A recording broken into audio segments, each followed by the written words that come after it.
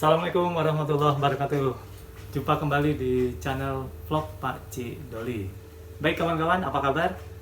Saya pada hari ini ada servisan kulkas atau bahasa kerennya refrigerator. Kulkasnya 2 pintu, masih menggunakan teknik konvensional, maksudnya masih menggunakan timer, ada komponennya defrost, ada juga masih menggunakan heater. Masalah kulkas ini, masalah umumnya sih yang biasa dingin di bagian atas dan tidak dingin di bagian bawah, atau di atasnya masih bisa beku, masih bisa bikin es, sedangkan di bagian bawahnya tidak dingin sama sekali, atau dinginnya cuman biasa aja. Sebenarnya penyakit kulkas belum tentu freonnya habis, karena indikasinya masih dingin di bagian atas, sedangkan bagian bawahnya tidak terlalu dingin. Jadi lebih baik kita bongkar aja kulkasnya dan saksikan terus vlog Pak Ci untuk mengetahui penyebab kulkas tidak dingin di bagian bawah. Oke teman-teman, ini kulkasnya, kulkas Hitachi jenis lama sepertinya. Saya akan bongkar. Sebelum kita bongkar, kayaknya barangnya terlalu banyak. Kita pastikan dulu suhu yang di ruang pendinginnya berapa dia.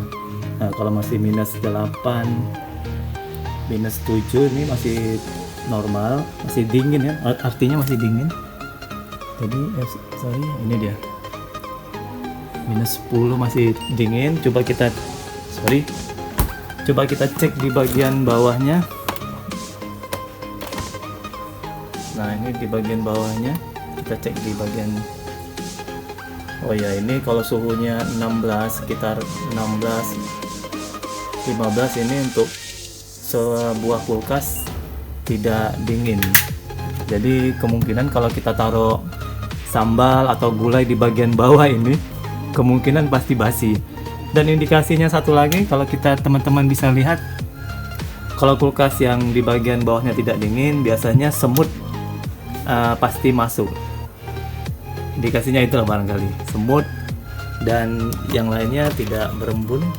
Tapi kalau yang di bagian atas atau di bagian chillernya cukup dingin, jadi otomatis sirkulasi dingin yang dari atas tidak begitu, di sini dia tidak begitu maksimum diturunkan ke bawah. Jadi penyebab salah satu kulkas 2 pintu yang bawahnya tidak begitu dingin, bisa jadi aliran dingin dari atas tidak maksimum sampai ke bawah.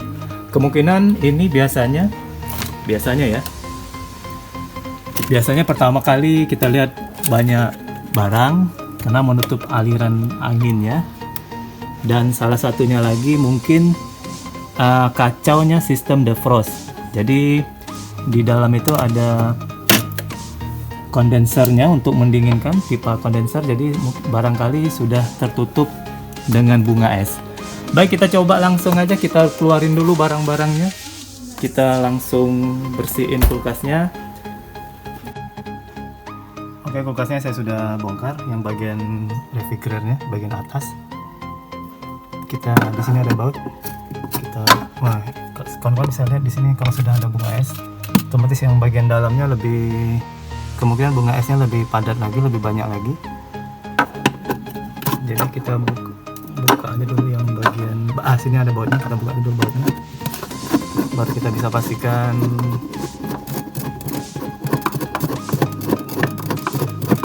yang sirkulasi dinginnya terhalang tadi ke bawah. Jadi kemungkinan yang di bawah jadi tidak begitu dingin.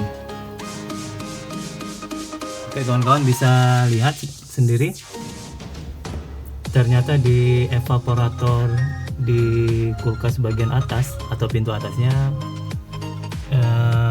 banyak bunga es ya, ngeblok atau istilahnya ngeblok.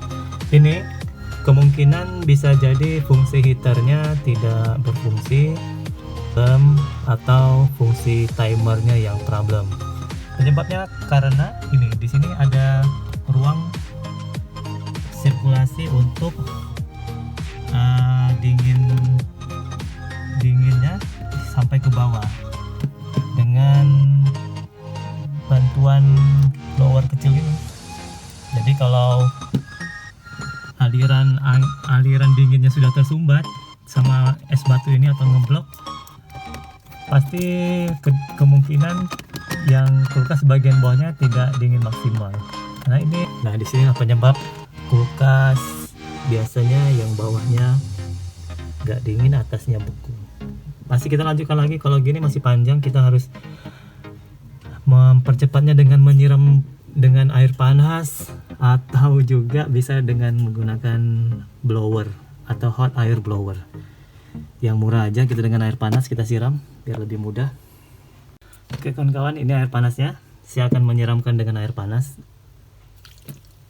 defrostnya, bagian evaporatornya biar cepat cair. Tapi kalau kita nggak siramin lama kita nunggunya, bisa berapa jam kita di rumah user ini. Setelah kita menyiram di atas dengan air, kita harus pastikan yang di bagian penampungan airnya yang di bagian belakang ini, kita pastikan harus mengalir. Kalau tidak mengalir, ada kebuntuan. Penyebab kulkas ngeblok di bagian atas juga bisa jadi penyebabnya karena drain atau pembuangan airnya beku. Jadi airnya tidak mengalir ke bawah. Jadi kita pastikan juga ya, yang bawahnya lancar untuk pembuangan airnya. Oke, sip. Kalau sudah bersih gini, kita bisa melakukan pengukuran. Yang pertama kita ukur adalah heaternya.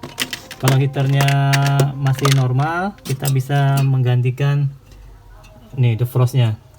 Kalau defrost tidak bisa diukur ya teman-teman, karena dia kalau dalam posisi suhunya tinggi dia cut off, tapi dalam posisinya suhunya rendah dia terhubung.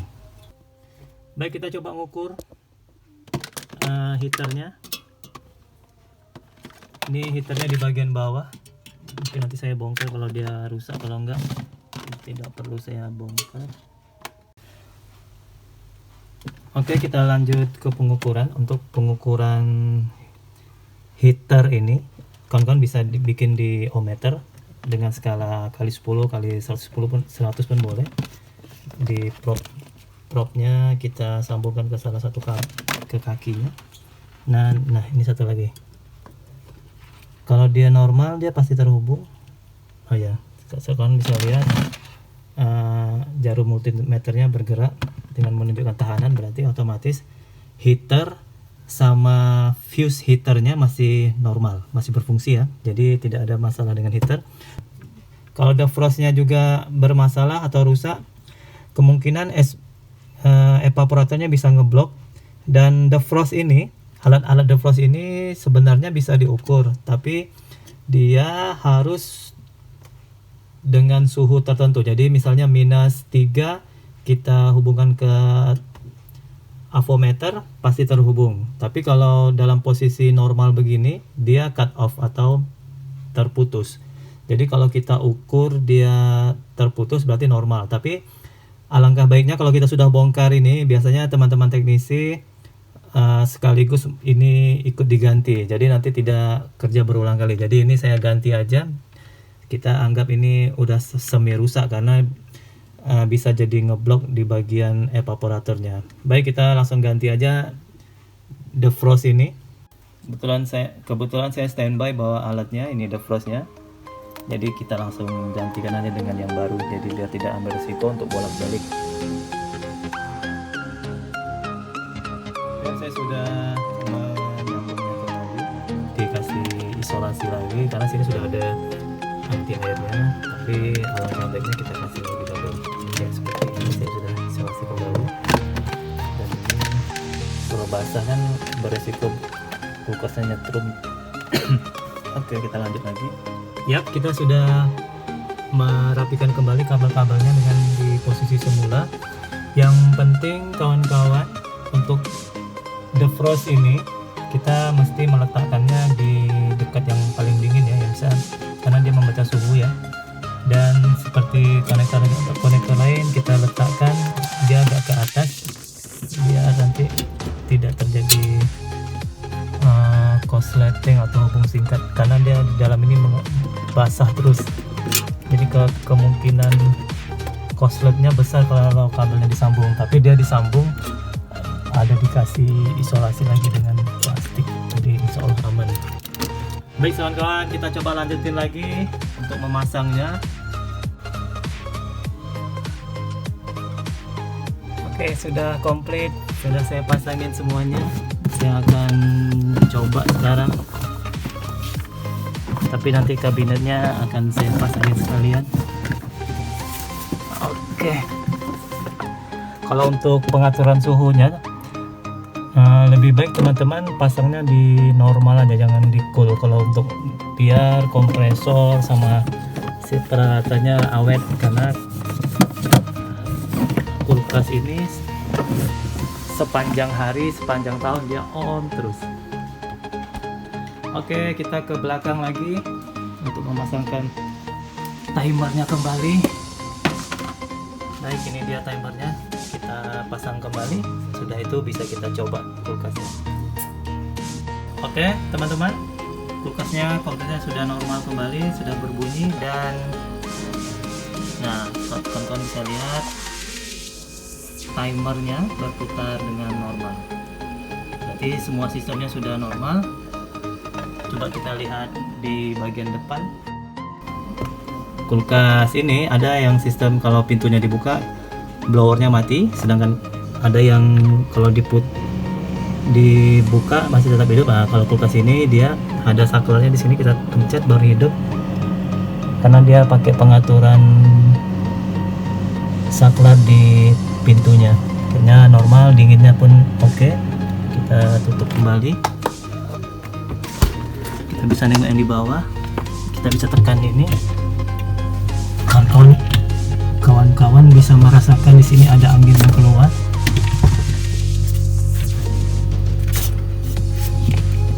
Oke, sepertinya ada. Ada, sip. Baik kawan-kawan, kulkasnya sudah normal kembali. Nanti kita pasang.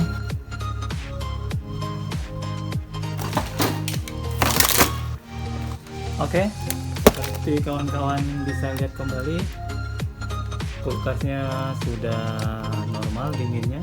Ini untuk suhu di bagian atas ada sekitar -7 atau sekian kali, minus 7 di bagian sini, -11. Kita cek di bagian bawah, dan ini di chamber bagian bawah. Kawan-kawan sudah bisa lihat suhunya sudah mencapai 0 atau minus, sampai juga -2. Oke, jika kalian suka dengan video ini, silakan like dan share ke teman-temannya yang mungkin gejala kerusakan yang sama dengan kulkas yang saya benarin ini. Semoga membantu dan menghemat kos pengeluaran kalian. Oke, saya Pak Cik Doli, sampai jumpa di video-video selanjutnya. Wassalamualaikum warahmatullahi wabarakatuh, and see you.